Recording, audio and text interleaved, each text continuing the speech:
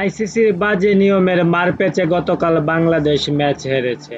এছাড়াও আম্পায়ারদের বাজে সিদ্ধান্ত হারের আরেকটি বড় কারণ। আইসিসির নিয়মটি বদলানো উচিত, তা না হলে খেলার প্রতি মন উঠে যাবে ভক্তদের। বাংলাদেশের হারের পর এবার আইসিসি এবং আম্পায়ারদের একেবারেই ধুয়ে দিলেন পাকিস্তানের সাবেক ক্রিকেটার শহীদ আফ্রিদি। দারুণ একটি সুযোগে পেয়েও দক্ষিণ আফ্রিকাকে হারাতে পারল না বাংলাদেশ।